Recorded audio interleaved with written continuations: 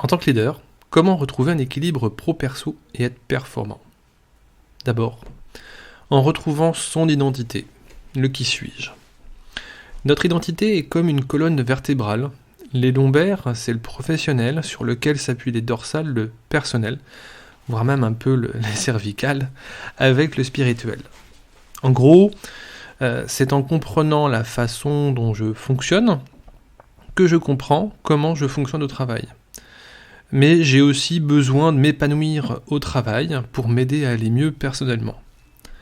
Si l'une de ces vertèbres est tordue, alors on marche de travers.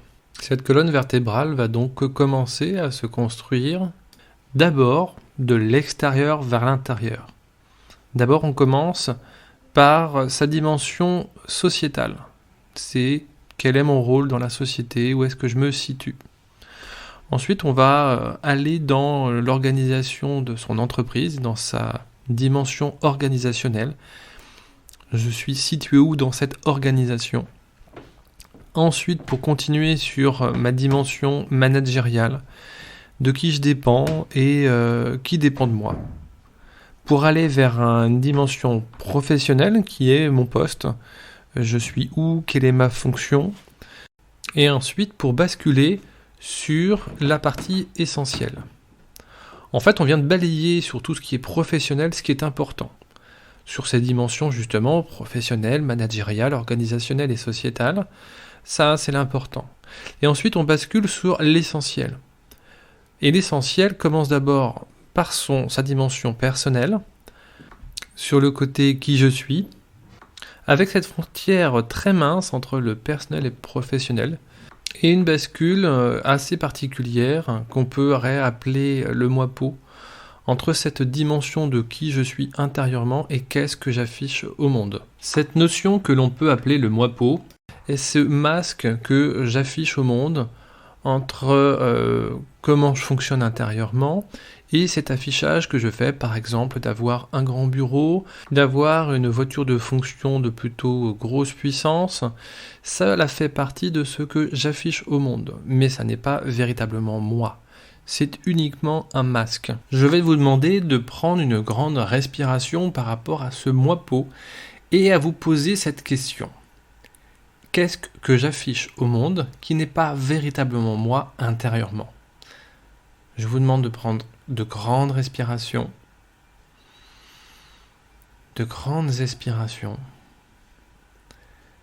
et ensuite calmement de venir rechercher quelle est ma vraie identité et qu'est-ce que j'affiche au monde, sachant que les deux dimensions sont utiles. L'une permet de pouvoir être et l'autre de se protéger. Puis nous continuons dans cette dimension de l'essentiel avec la dimension psychologique qui est celle du comment je fonctionne par rapport à mon passé, à mes traumatismes ou éventuellement mes névroses.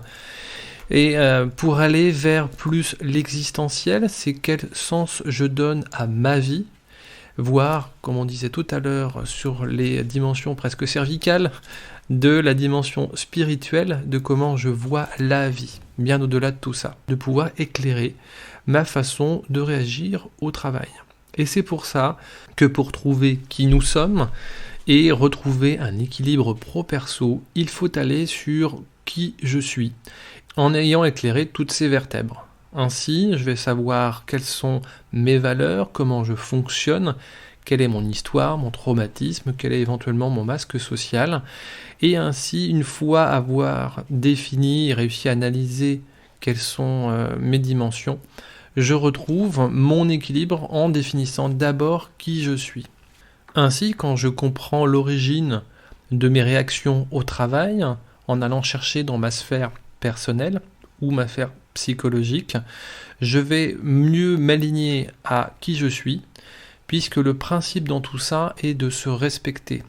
Si on commence à ne pas respecter une de ces vertèbres, de ces différentes dimensions, on va, comme on pourrait dire, s'attraper comme une scoliose et marcher de travers. Et l'important pour aller et s'aligner justement avec son chemin, c'est de respecter ces différentes dimensions et de les prendre bien à bras le corps. Une fois qu'on a respecté qui on est, on ne cherche plus à être quelqu'un d'autre. On est soi. Et on peut enfin s'écouter. Ainsi, on peut s'écouter sur sa fatigue, sur les choses qui ne nous correspondent pas, et ainsi pouvoir avancer efficacement et retrouver de la performance, puisque l'on devient à la fois son plein potentiel et à la fois son meilleur ami. Et quand on arrive à cet équilibre, on retrouve une performance, on retrouve du repos, on se satisfait de qui on est, et ainsi on réussit à obtenir les objectifs atteignables que l'on s'est mis. Alors je vous conseille à tous d'aller chercher cette colonne vertébrale sur le qui je suis, le comment je fonctionne, éventuellement mes différents traumas qui ne sont pas à refuser ou à annuler, mais bien à accepter pour pouvoir comprendre son mode de réaction, pouvoir respecter ses valeurs et pouvoir être enfin aligné avec soi-même pour être performant. Alors maintenant, à vous de jouer et bonne transformation. Je vous invite à laisser un commentaire et à liker ce podcast et d'aller sur ma page internet reliance-essence-cil.fr.